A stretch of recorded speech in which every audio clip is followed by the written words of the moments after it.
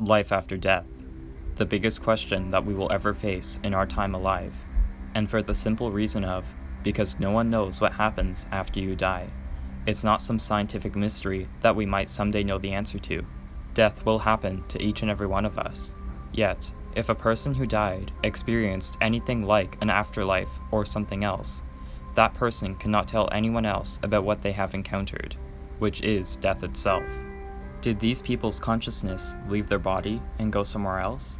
In this two-part series, we are going to be going down a deep rabbit hole of the facts, mystery, and accounts of people's near-death experiences to see if there is any correlation between any of them, and also theories and facts on what happens to the mind after death. So sit back and listen closely.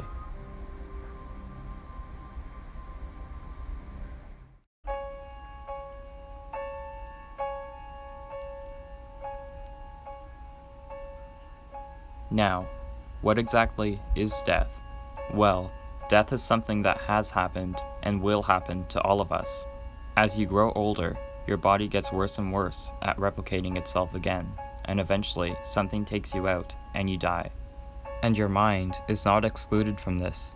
Your mind will shut down and stop working, never to be active again. However, not everyone dies of natural causes at the end of old age, like this example.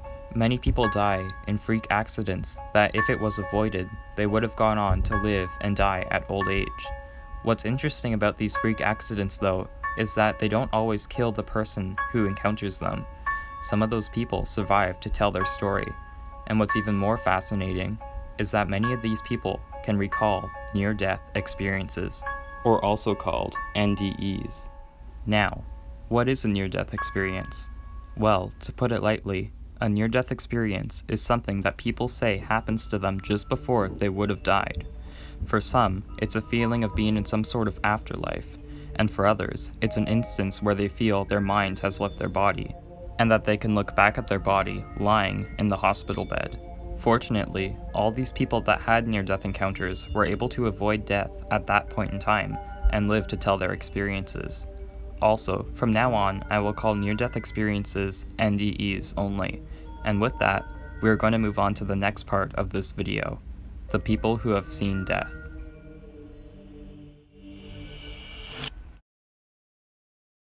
So, now I'm going to be telling you some of the strangest NEDs that people have ever had. Now this is a 21-page report, so feel free to do some research on it for yourself. Actually, I would recommend you do. Now before we get into the report and the individual accounts of these encounters, I will briefly go over some of the details about NDEs. NDEs have very little evidence of existing in reality because of the sheer reason of these encounters only happening to one person at a time. Some people have explained NDEs away as being entirely in a person's own imagination, and that the reason for them is only because of the increased brain activity just before death, which I think is a plausible explanation. But nonetheless, nothing would change the fact that these people still might have saw something, and that something I'll get into right now.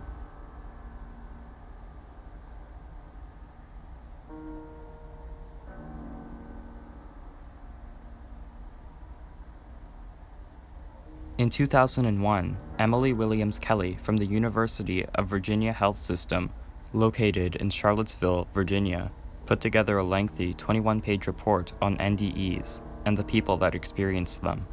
The report reads as follows. Seriously ill or even close to death, these experiences have come to be known as near-death experiences, or NDEs, and they often include such features as seemingly to leave the physical body, seeing an unusual bright light, and feeling of extreme emotions of joy, peace, and love. For over 3 decades, researchers in the Division of Personality Studies at the University of Virginia have investigated more than 550 cases of NDEs, and one of the most striking observations that we have made is that the vast majority of the people reporting these experiences to us say that they have lost all fear of death and have become convinced by the experience that they will survive the physical death. Furthermore, even a cursory examination of the popular literature or media coverage about this subject indicates that for most of the general public, The primary interest of these experiences is the light they may shed on the question of whether human consciousness survives the death of the physical body. Now, you can find the very interesting report linked below if you want to continue reading for yourself, but due to it being 21 pages long, for now I will only summarize it.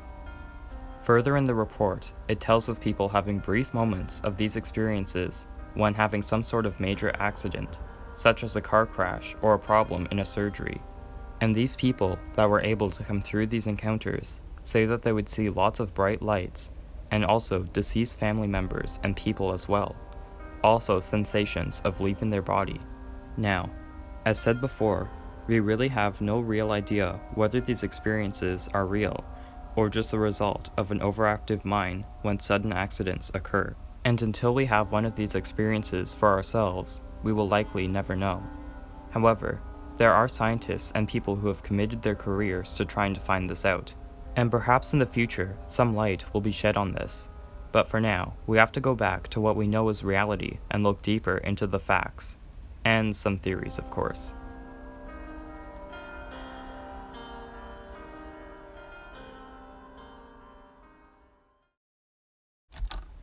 Let's say you, the viewer, was to die in some point in the future. As discussed, the mind simply shuts down due to lack of blood flowing to the brain. But then where do all our memories go? Where does our consciousness go? Well, the easy answer is that the memories are still physically there in the brain's neurons. But due to the brain having died, those neurons are no longer able to connect to each other to form your consciousness, which is the way you access these memories. So with that knowledge, we can say that the building blocks of your consciousness still remain after you die, but your mind does not stay. But then where does it go? Well, it doesn't go anywhere. It's still there in your brain, just not active. Again, this is only the simple answer to this question. There are of course many theories that try to answer this question also. Many of them arguing that like everything in the universe, nothing is ever gone. There will always be the same amount of stuff. They say that the mind is something too that cannot ever be gone.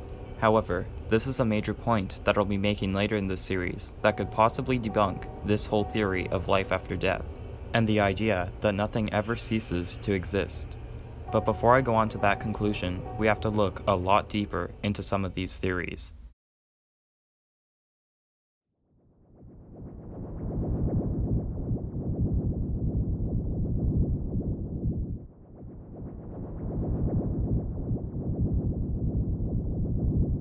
One theory on what happens after death is that your mind transcends into a higher level of consciousness, because, according to the theory, nothing is ever truly gone or vanishes, so your mind leaves your body. However, how can this be possible since you need your brain for your mind to function? If you leave your brain, you are no longer conscious. This theory states otherwise. And look, I understand that there is so much that we don't know, but the idea that your consciousness continues even after you die is, well, far-fetched. But then again, there are those near-death experiences that many people have seemed to have. Now, I want to talk about the people of the ancient past, and what the peoples of ages ago thought death meant, and how they perceived it. Back in ancient Egypt, dead pharaohs would be mummified to preserve them for the next life, the afterlife. Today, we have kind of moved away from that. But one thing that seems to be consistent if you look back at the past is that every single culture, no matter how different, believed that there was an afterlife. Now, keep in mind, these ancient civilizations were very primitive and didn't know very much in any of the subjects the world knows well about now. And perhaps what happens is that these people would be too hurt to accept a death, so they just say that the person is still there, somewhere.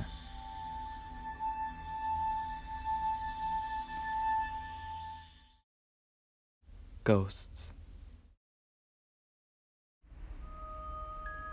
Ghosts are something that have always played a role in every culture and perspective on death. The idea that people who died are now some sort of spirit that just floats around doing whatever. Maybe this is comforting for some people, and perhaps that's how ghosts were intended to be. But the fact that people believe that they haunt the living seems to suggest that this ghost is no longer the person that it was when it was alive, meaning that death itself changes a person for the worst, at least according to the theory. The fact that we really have no evidence to back this up is concerning for the believers of these ghosts. And honestly, I believe that people just imagine these sorts of things so that their lives feel more complete, or it adds an extra layer of excitement or terror to one's life. But like I said before, I do not think that ghosts are real. They are a very interesting read nonetheless. However, if we want to try and find out the truth about what happens to a person when and after they die, we have to look away from something that seems to be just pure fiction.